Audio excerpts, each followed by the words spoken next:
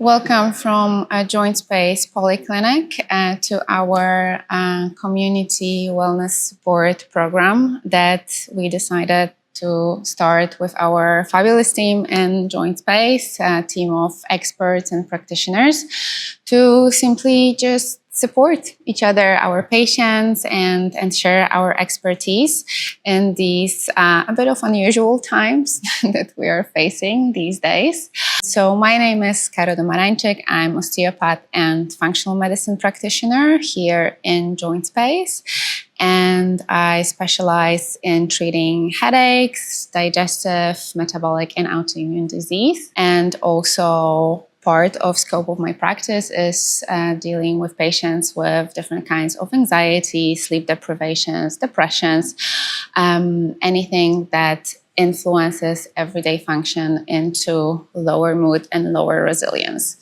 So one of the focus in my both professional and personal life for past 25 years, I think already, is different breathwork modalities and studying breathing as a part of our physiological response, but also as our physiological foundation.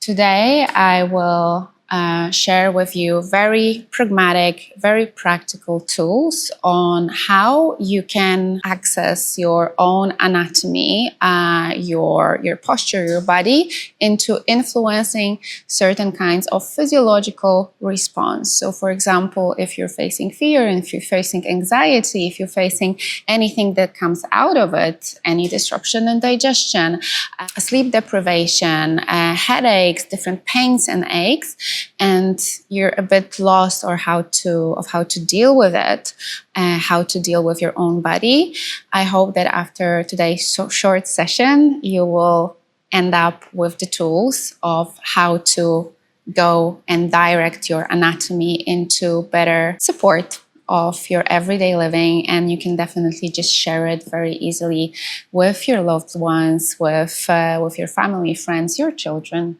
as well. One of the main things that we always have to remember, and I understress it in working with patients, is that our body is very smart. Our body is very resilient. We are not fragile, definitely, and we are built to withstand the storms. So literally our anatomy is designed for survival and compensations. Remembering that, also remember that any fear that comes, any anxiety that comes from the simply biological and biochemical standpoint is a natural physiological reaction that actually protects you. So fear, definitely not your foe, definitely your friend. Of course, the challenge comes when it starts a bit overwhelming us, when we start developing those mentioned compensations in the form of pains or aches, or we can not just withdraw from this stressful reaction. So I will just show you how to do it in a very, very easy way.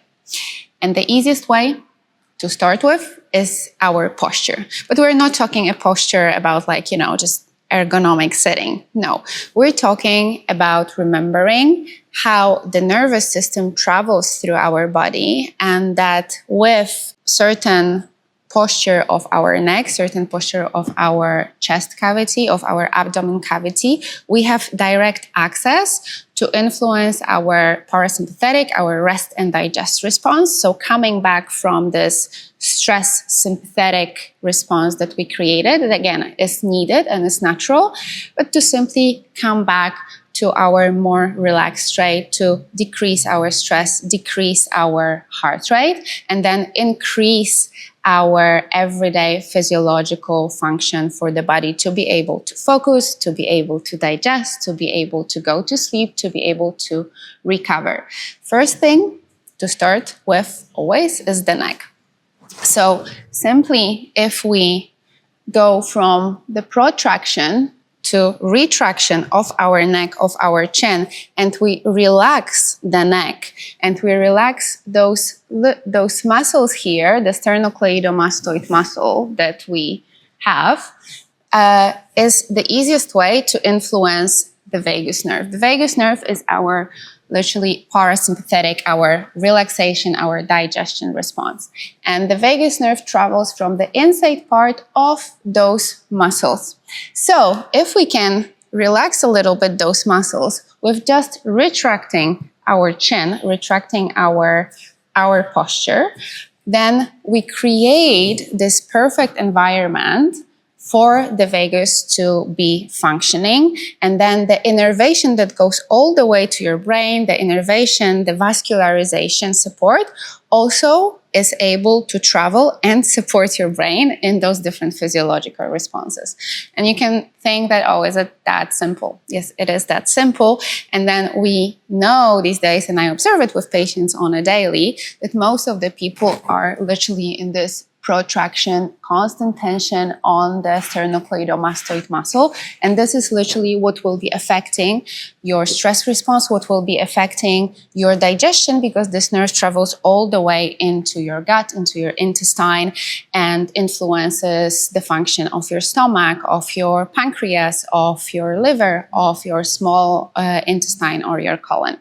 So again, very simple way that actually creates a lot of resilience in your body that should be just a given in our daily life. Another thing, some of you maybe went to some like yoga classes, to like breathwork classes, and then you hear like, open your chest, open your chest. And like, what does it mean that you should open your chest? So in terms of stress response, one of the very, very important things for our adrenals. So adrenals are our endocrine organs that produce cortisol, that many of you might know. Cortisol got a bit of a bad rep these days, which is not necessarily true, because obviously we need cortisol. It's our morning drive. It's our everyday drive. Of course, everything is not okay and it's not physiological when it goes out of balance and it goes to the extremes, right?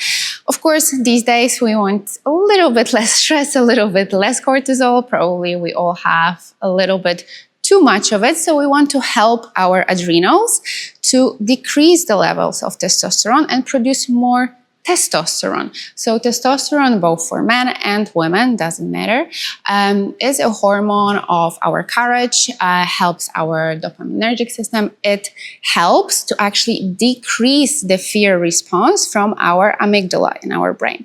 So if we open our chest, and especially we open this area at the lower ribs, we help the adrenals that are more in the back, because adrenals sit on our kidneys. We actually help to produce more testosterone, more courage. It's something that I've been doing always before, like the tough exams, you know, to like bring myself like this more confidence and courage, is literally going into like even this hyper extension to decrease this cortisol and to be, you know, ready, steady, and going. So even if you're facing on a daily basis that, okay, stress overwhelms you a little bit too much, and often what we do is closing our posture, we want to just like sit and hide, actually face it, open your chest, open your adrenals, and then literally your physiology will be responding in a way to decrease this fear response. Another thing which is super important that we have to remember, that body needs movement. No matter if you're in pain, if you face any kind of anxiety, if you face any kind of stress, I'm not talking straight away of like high intensity training movement. No, I'm talking of moving and mobility of the whole body, of the fascia.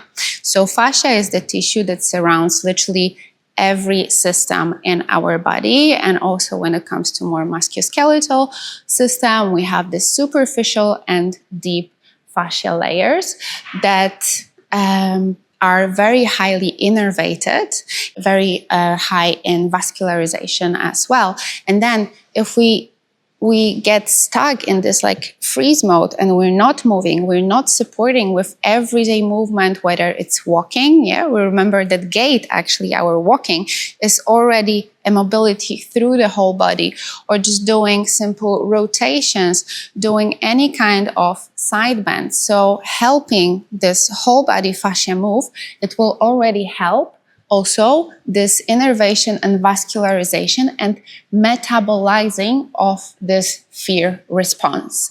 Because very often, and what happens now in general, a part of the situation that we are facing for the past week, but why we have so many patients coming with these pains and aches in the body, one of the big contributors are high stress levels, the prolonged staying in a stress response.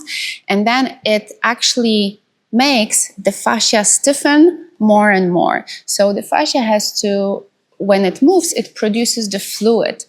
So it produces the fluid that helps, as I mentioned, metabolizing those fear biochemistry response. So even if you don't feel like very intense workout, you don't have to. Everyone has a different capacity. Everyone has different energy levels overall, but just not taking away the movement. So even for the people who just stay home because this is how they feel it's better for them, which is totally okay, just move at home. Just something that I very often recommend to patients, and we will have those things, the exercise on our upcoming program for the next weeks with other of my colleagues, just doing simple mobility exercise where you actually move this fascia through your whole body will be a game changer for your body to just being able to get rid of this metabolite waste that comes with the fear. Because one of the main things that we have to remember from the psycho-emotional standpoint, that psycho-emotional response that we hold is just a biochemical cocktail that is created in our body in certain ways. So mentioning the fascia and the movement and how innervated it is, one of the very important things to decrease your stress levels and help the fascia metabolizing the stress that you're going through is actually hugging. So one, we know obviously that the contact with like other being, no matter if it's human or it's a pet, will help also with decreasing the cortisol, increasing the oxytocin, so our happiness response, our happiness hormone, and will just reduce the tension, overall tension on the fascia. And sometimes, even if it's not with the other being, even strong hug on your own body is something that, again, from the purely biological standpoint, is super helpful to decrease the anxiety, the fear response.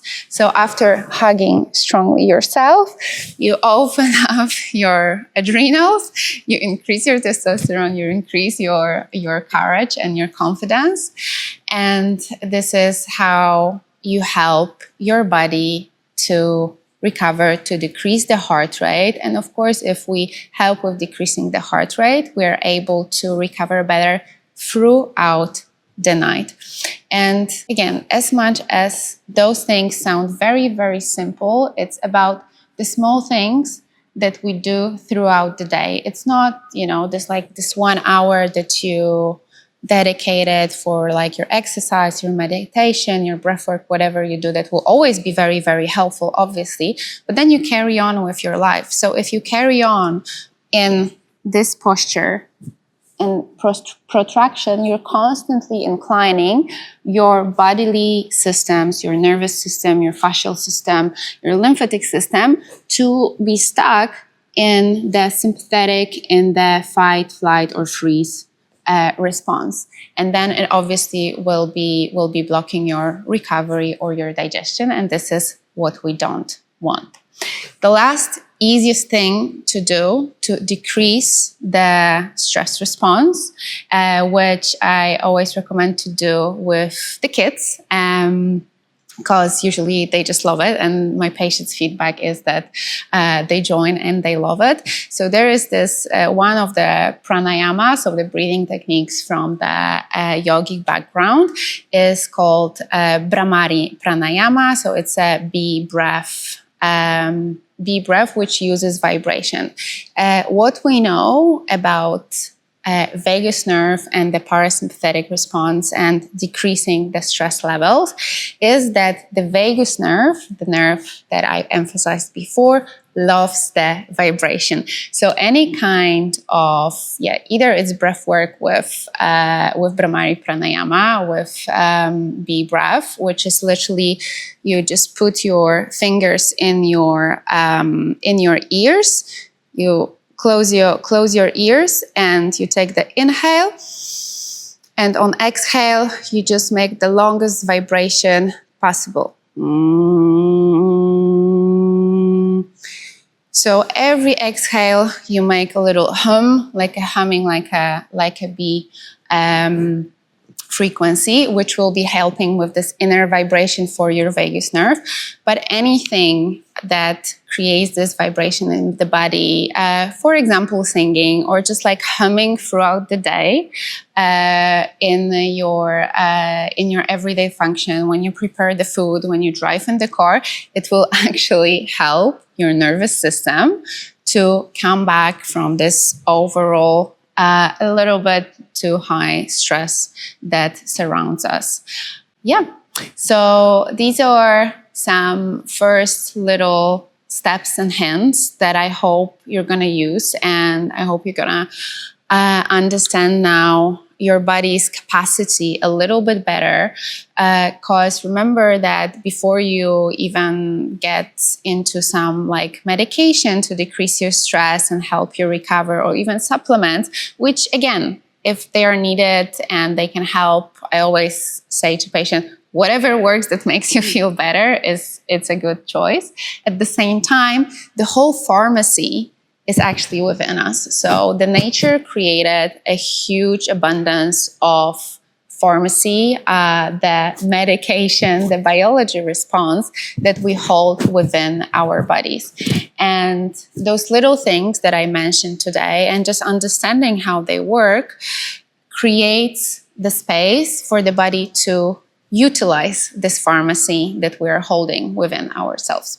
So I hope that you're staying safe and you're staying happy and joyful as much as possible, because obviously it's easy to just dwell into stress, and at the same time, if we can, just focus a little bit on our bodies, a little bit of this confidence and the strength and the resilience that our body carry on a daily basis, it will just make yours and everyone's around life a little bit easier. As I truly believe that the health of the overall, of the society, of the community starts with us, starts with individuals. So if we can create a little bit more health and balance and the right response within ourselves, we can definitely create more of the health and joy and resilience in the community around. So thank you for today. Sessions with me will be held every Monday. So we will continue next week, probably more on the breathwork side, and join also my colleagues. And thank you. Stay safe.